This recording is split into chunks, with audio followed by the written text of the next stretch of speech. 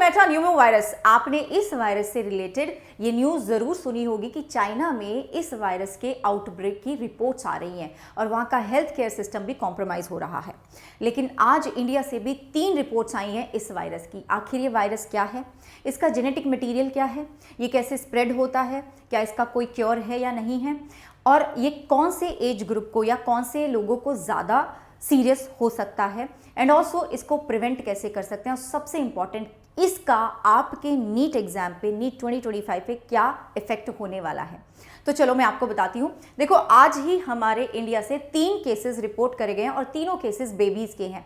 एक बेबी 8 महीने का है, एक 2 महीने का है और एक 3 महीने का है। ज़्यादातर ये वायरस जिनको अफेक्ट कर रहा है सीरियसली, वो बच्चे हैं या तो जो कि 12 महीने से कम है, मतलब 1 साल से छोटे बच्चे को, और अगर मैं एडल्ट्स की बात करूं तो 65 एंड अबव, और उनको भी ये ज़्यादा सीरियसली अफेक्ट कर सकता है जिनका वीक इम्यूनिटी हो चुकी है, जिनकी इम्यूनिटी वीक है। ये तो हमने देख लिया कि किसको ज़्यादा अफेक्ट कर रहा है।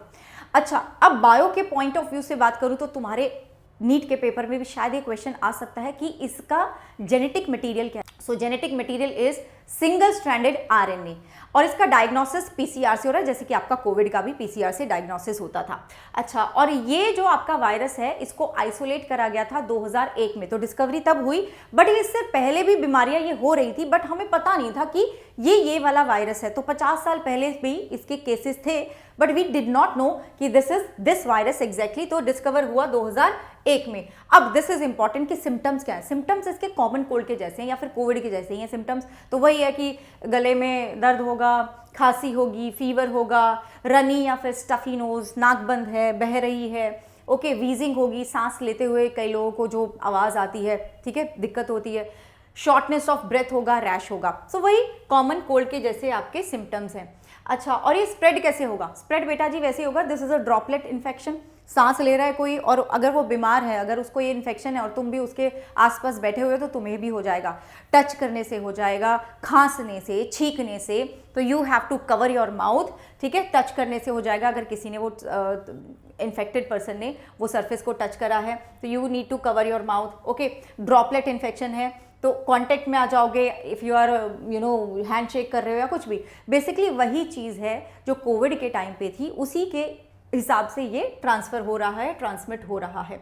अच्छा, दिस इज़ वेरी इंपॉर्टेंट। अब किस किस ग्रुप को, किस किस इंसान के लिए ये वायरस ज़्यादा सीरियस हो सकता है? वैसे तो इसके जो सिम्टम्स होते हैं माइल्ड होते हैं एंड जनरली बहुत ज़्यादा प्रॉब्लम नहीं होती, लेकिन वो जो मैंने बताया था ना कि छोटे बच्चे, छोटे बेबीज़ जो 1 साल से छोटे हैं, और जो एडल्ट्स हैं 65 एंड अबव, एंड ऑल्सो अगर आपकी इम्यूनिटी बहुत वीक हो चुकी है या फिर आपको पहले से कोई रेस्पिरेटरी डिसऑर्डर है, जैसे कि वीजिंग हो रही है, एस्थमा है, आपको सांस लेने में दिक्कत होती है, वैसे ही जनरली ही शॉर्टनेस ऑफ ब्रेथ आपको रहता है, फटीग रहता है, ब्रोंकाइटिस है, सिवियर ब्रोंकियोलाइटिस है या फिर निमोनिया है, इनको ज़्यादा खतरा है, ज़्यादा सीरियस हो सकता है इन केसेस में इसका इन्फेक्शन।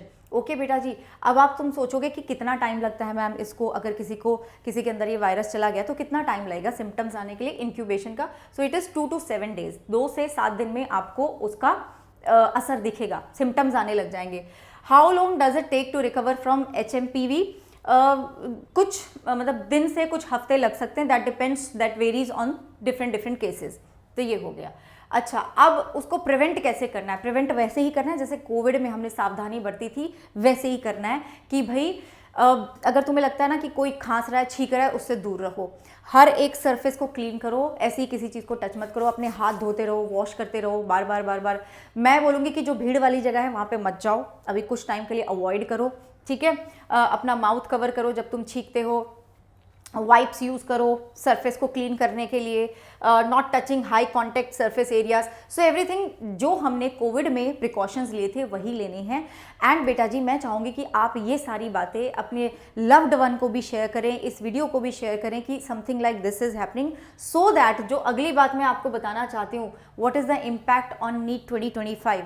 अगर हम ये सारी चीज़ों का ध्यान रखेंगे ना तो ऐसा नहीं होने वाला कि तुम्हारी जो डेट है वो आगे चली जाए, कुछ नहीं होगा ऐसा। So we have to be very vigilant, हमें बहुत ध्यान रखना पड़ेगा इस चीज़ का। So please share this video with your loved once.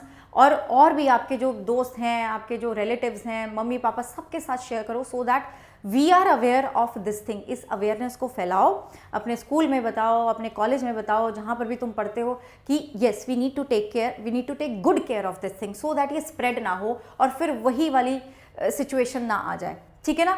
तो इसको ज़रूर आप स्प्रेड करो and please take care of ये जो प्रिकॉशंस मैंने बताई, इनका ध्यान रखो एंड डोंट वरी, ऐसा सिचुएशन नहीं आएगा अगर हम अच्छे से इसको अपनी एक रिस्पॉन्सिबिलिटी मान के आगे प्रिकॉशंस लेते रहेंगे। So don't worry, just keep continuing with your studies and सब कुछ अच्छा रहेगा, बहुत बढ़िया रहेगा। हम अच्छे से ध्यान रखेंगे, ख्याल रखेंगे तो सब कुछ अच्छा होने वाला है। Don't worry about it. The government is also very proactive कि भाई अब यहाँ हम सबको प्रिकॉशंस लेने हैं, तो वो वाला सिचुएशन नहीं आना चाहिए, तो घबराओ मत। बट हाँ, ये अवेयरनेस ज़रूर फैलाओ, because that is the only thing that is going to help us in containing this infection, this virus. Okay बच्चों, so I hope आप इस information को spread करो and I'll see you in the next one. Bye bye, take care and जय हिंद।